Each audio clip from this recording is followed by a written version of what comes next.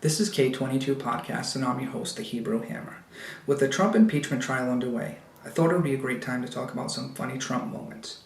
As we know, Trump was accused of insurrection that took part on February 6, 2021. We also know that Trump, before leaving office, made several pardons. However, the pardons that he didn't make were for his core base that took part in the insurrection. Trump continued to brainwash these people, continued to tell them the election was a total fraud. Trump gets these people all fired up. They go defend his honor, stop the vote, which technically they did. All these people that were either caught on camera or turned themselves in get arrested. And Trump leaves them high and dry. No pardons. Wow, what a guy. Talk about loyalty. We're going to look at the G7 summit that took place in France. We see Trump kiss German Chancellor Merkel. Then we see Canadian Prime Minister Trudeau kiss Melania. This is hilarious because I'm sure she enjoyed this. Trudeau is a pimp compared to Trump.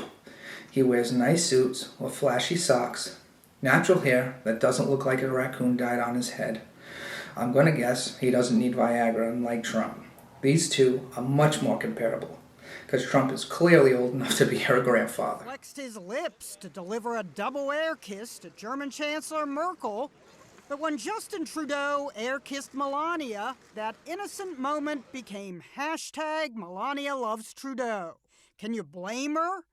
It was even turned into a movie poster. This just in, a story of forbidden love on the world stage. There is no question that the bald eagle is closely associated with America. And we also know that Donald Trump loves nothing more than himself. So it's no question you want to take a photo shoot with the bald eagle. But really, who takes a photo shoot with a bald eagle like the aggressive one that we see here? Not to mention that this bald eagle is blind in one eye. I mean, you gotta leave it to Trump to mess something up like a photo shoot. Donald Trump is great at winging it, but now he's become prey for comedians thanks to an eagle. The eagle's agitated because his dead brother is on Donald's head, but The video is from a Time magazine photo shoot with an eagle named Uncle Sam, as his owner, Jonathan Wood, helped set up the shots. More than feathers got ruffled. You were there to handle the bird. You ended up handling Trump's hair. Yeah, and it's real. But the bird really became a headache when the Donald inadvertently invaded his territory by reaching. You don't show the aspirin. His aspirin. It takes a little courage to work with a bird like that. He is the most difficult bird that I have to work with. Uncle Sam the eagle was hit by a car more than 20 years ago, and Wood helped rehabilitate him. Now 27 years old, he's blind in one eye and off balance. Every year, the White House hosts something called the Correspondents' Dinner. This is basically where the press and the media and officials from the White House enjoy an event together. Now, during Obama's time in the White House, Trump continued to push baseless claims about Obama's birth certificate. This gave rise to what is known as the birther movement. Now, during this Correspondents' Dinner, Trump was invited. This was Obama's big chance to give it right back to Trump. I have to say, this was hilarious. And then there's a vicious rumor floating around that I think could really hurt Mitt Romney. I heard he passed universal health care when he was governor of Massachusetts. Someone should get to the bottom of that. And I know just the guy to do it. Donald Trump is here tonight.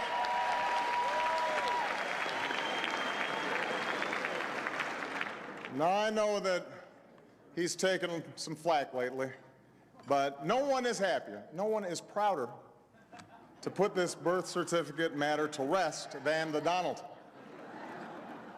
And that's because he can finally get back to focusing on the issues that matter.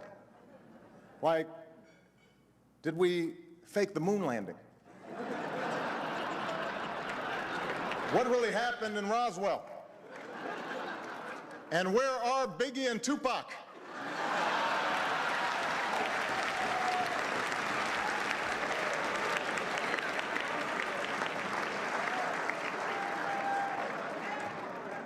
All kidding aside, obviously we all know about your credentials and breadth of experience. For example, no, seriously, just recently in an episode of Celebrity Apprentice, at the steakhouse, the men's cooking team did not impress the judges from Omaha Steaks. And there was a lot of blame to go around, but you, Mr. Trump, recognized that the real problem was a lack of leadership. And so ultimately you didn't blame Little John or Meatloaf. You fired Gary Busey. And these are the kind of decisions that would keep me up at night. Say what you will about Mr. Trump, he certainly would bring some change to the White House. Let's see what we've got up there.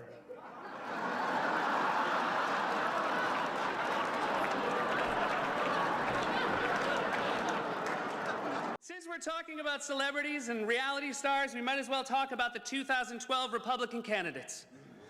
Just look at the options the Republicans are kicking around: Palin, Huckabee, Gingrich, Trump. That doesn't sound like a field of candidate. That sounds like season 13 of Dancing with the Stars. And not the stars, the dancers. Donald Trump has been saying that he will run for president as a Republican, which is surprising since I just assumed he was running as a joke.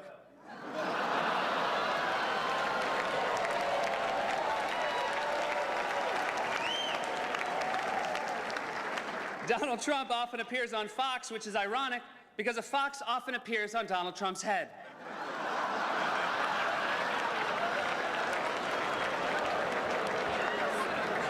If you're at the Washington Post table with Trump and you can't finish your entree, don't worry, the fox will eat it. And if I can for a moment talk about the birther issue, when did we get so suspicious about where people were born? A USA Today poll last week said 38% of Americans think the president was definitely born in the US. In the same poll, in the very same poll, only 5% more said Donald Trump was definitely born in the US. Has it reached the point where Americans only think someone was born here if they saw it? Gary Busey said recently that Donald Trump would make a great president. Of course, he said the same thing about an old rusty birdcage he found.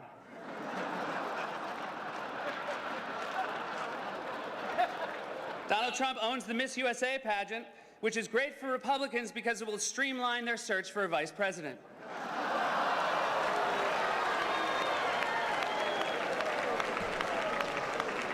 Donald Trump said recently he has a great relationship with the blacks, though unless the blacks are a family of white people, I bet he's mistaken.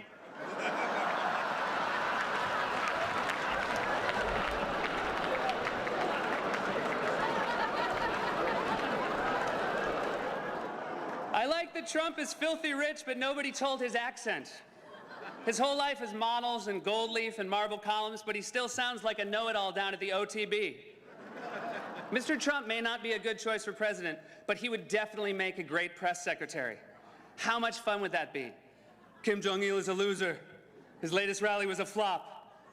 I feel bad for Ahmadinejad. He never man wears a windbreaker. He has no class. I, on the other hand, sell my own line of ties. You can find them at Macy's in the flammable section.